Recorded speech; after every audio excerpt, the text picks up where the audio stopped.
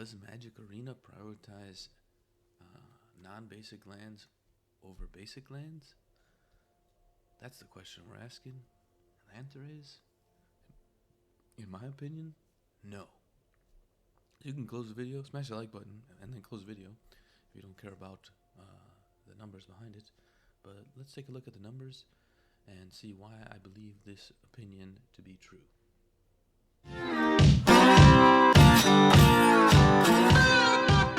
First, we're going to look at the basic lands. So we have this deck that has 12 of each type, and see if Magic is fair, or maybe what if it prioritizes one land over another. So we want to take a look at that. Then we're going to take a look at some of the non-basics. Like how does it prioritize basics versus non-basics? How does it? Then we're going to look in a little bit deeper about maybe these sack lands versus discover lands versus these type of sack lands where they search your deck type of stuff. And yeah, so I made a couple of decks up. So I made this one up,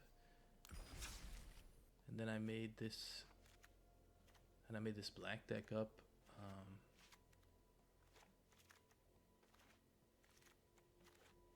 Basically it has these sack lands in there.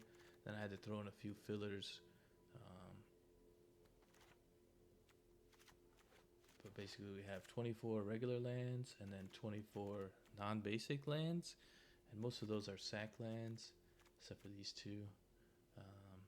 So that'll be our control group, I guess, for the non-basic sack lands. And then I just threw a few cards in there to try to keep the game going a little bit longer.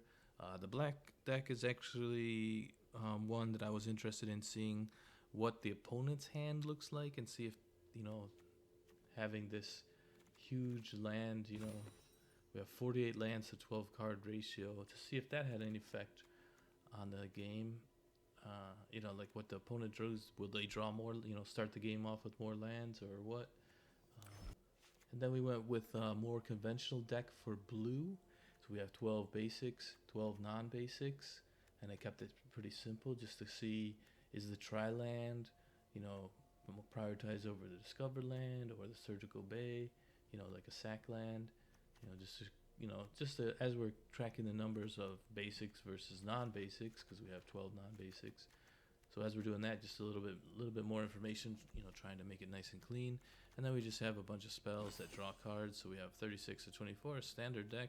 And then these are all draw cards or surveil type of thing. So we can, cut through the deck and see how an actual game would go. We'll see how that is. And then the third deck we went with is a 26 lander with all caves. So I threw all the caves that I have in there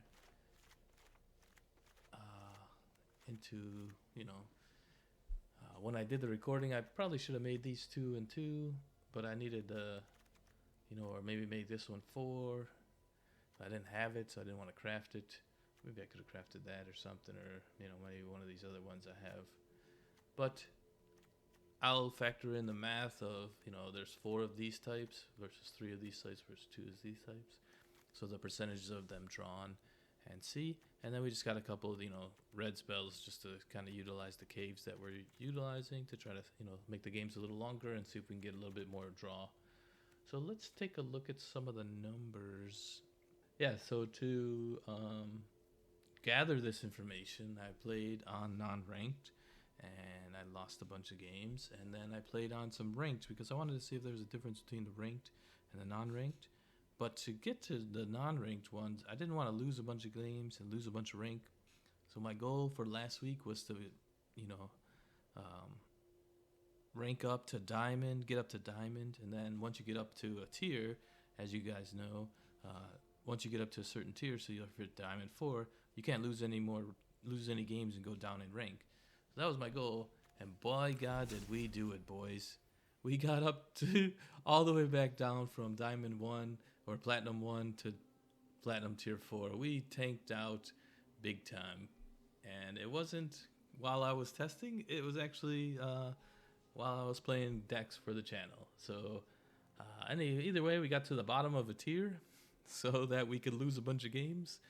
And yeah, it was successful. So let's take a look at some of the numbers that I gathered and some of the thoughts around that. So for the 12 basics, I went ahead and played 5 games, regular games, and then I went and played a 6th game where I milled down. I took 5 mulligans just to see what the starting hand would be, and then I tallied up the numbers of all the lands that I drew at the end of the game. Not counting the starting hand. I do have those values. Hopefully I can put it up on screen, and just to get an idea. So we had, with white, we had 19 total planes drawn. Islands, we had 20. Swamps, we had 31.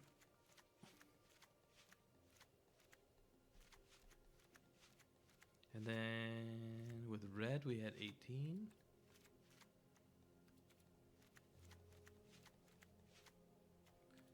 And forest, we had 24.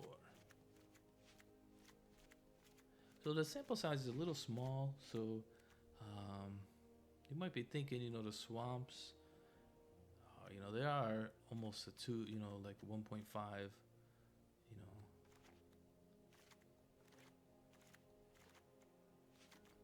so, obviously, comparing the swamps to red, it's almost a 2-to-1. It could have just been the luck of the draw. Obviously we'd have to play some more games to see if those numbers balance out. Maybe I should play a little bit more. I'm not totally convinced at that, but it's definitely interesting to see that, those numbers, that red is less, at least in a 5-color deck. So these numbers could change too. I didn't do testing for that, just 2 colors and see which one you draw. Maybe that could be something I could do in the future video or something. But yeah, those are the numbers I got for the basics.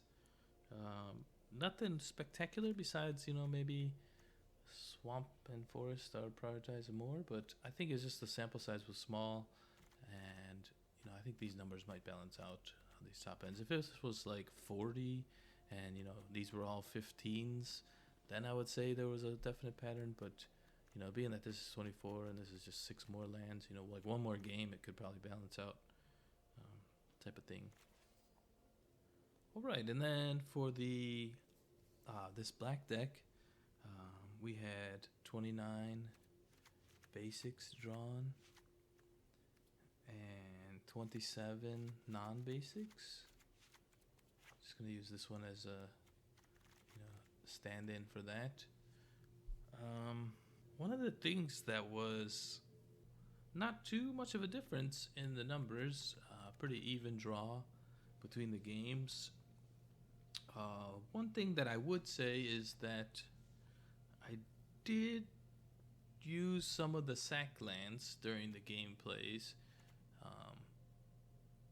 So that did take out some of the basic cards. So in reality, this number is probably higher based on the math, because like if you take out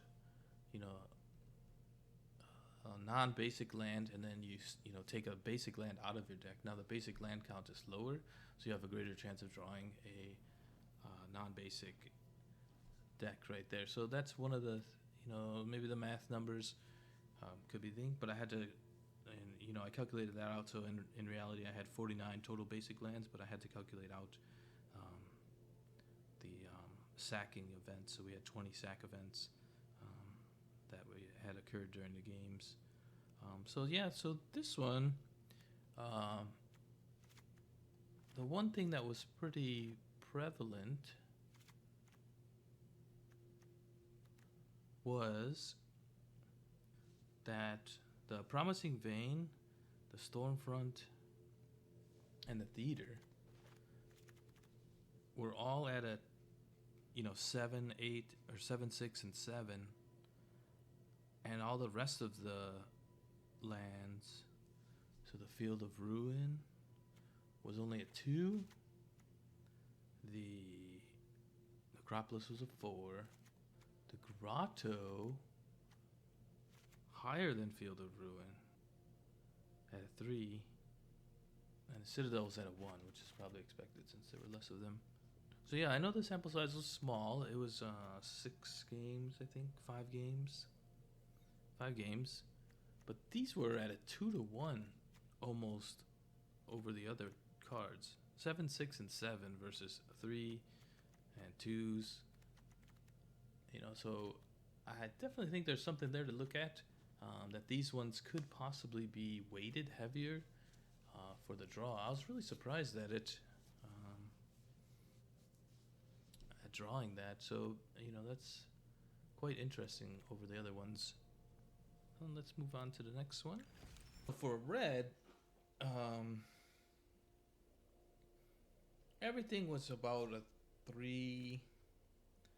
You know, this one was 2 or 1. The Promising Vein was actually closer to 2 and 1, maybe a 1.5 to 2. And then, you know, the Forgotten Monument, the Pit Offering, and Sunken City were at 1s. Didn't see those as much, but I've seen times where I've drawn the Pit Offerings in the beginning of the game, but maybe that has to do with the balance, right? So we might have to go and look at those numbers in a future video of if I have 24 mountains and 12 non-basic lands, do you draw a 50% draw? I mean, actually you should draw 3-to-1, so 2 of those and 1 of those. It's probably what I would expect. But yeah, so not too much of a differentiator, but you know, maybe it balances out in the numbers, but something to look at, that you might, you know, draw more faults than, you know, Sunken Citadels. So let's go on to the blue one. Oh, and so yeah, the blue deck, we had even split between the lands, 32-32.